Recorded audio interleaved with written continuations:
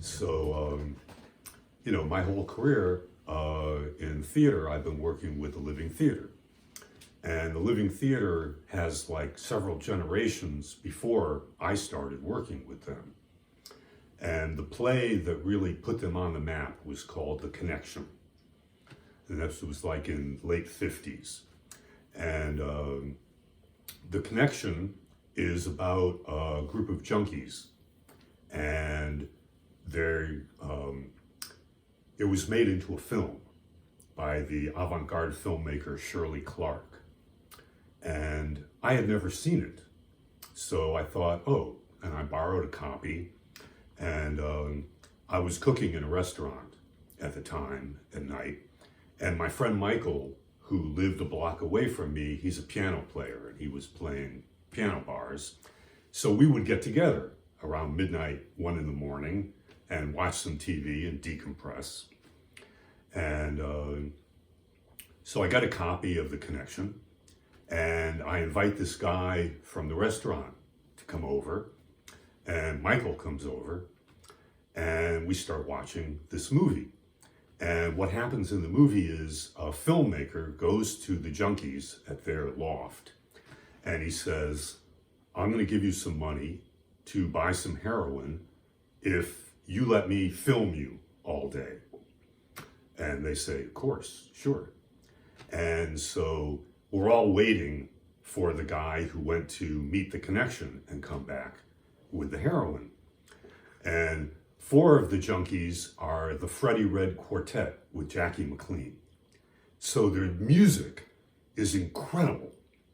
And the junkies, the actors, are running their stories. And when they do it, they're talking right into the camera, right? So you're getting this kind of surreal effect watching the movie. And we're getting stoned, and I'm watching this movie, and I'm going, this movie is great. This is fantastic. The dialogue is great. The story is great. And he's like, we're all waiting for The Connection to come back. And one guy says, oh yeah. And a couple of girls are coming over. And the music is phenomenal. And my friend Michael goes, well, I'm going to go home. And I'm like, he's here all the time. Let yourself out and we'll see you tomorrow. And me and this other guy are continuing to watch the movie. And I hear the door to my apartment open. And I'm thinking to myself, who's got keys to my apartment that might be showing up at 2 o'clock in the morning? And the apartment is L-shaped, right? There's a long hallway, and then, the foot, and the sofa is in the foot, and the TV is opposite us. And so I lean forward to see who's coming into my apartment at 2 o'clock in the morning. And there's a naked woman wrapped in a down comforter. And so I look at her, I look at the TV, I look at her, I look at the, aren't you supposed to be in there? So I get up to say hello to the naked woman in my apartment, and standing behind her in my apartment are 2 cops. So you can imagine the emotional swing from seeing the naked lady to seeing the 2 cops. So I go, hi. And one of the cops looks at her and says, is this the guy? And I'm like, oh shit. And she apparently must have been drunk or high or something, but whatever experience she went through had kind of straightened her out. And she's looking around and she goes, no. And the other cop goes, I don't know. You're looking at her, she's looking at you. And the other cop goes, yeah, there seems to be a lot of nonverbal communication going on. And I mean, ordinarily, I would have said, please come in, sit down. Can I get you something? What have you gone through?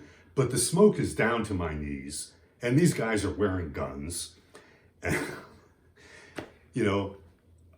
and the good cop then goes, listen, we don't care what's been going on here. We just want to know, is there a pile of women's clothing here?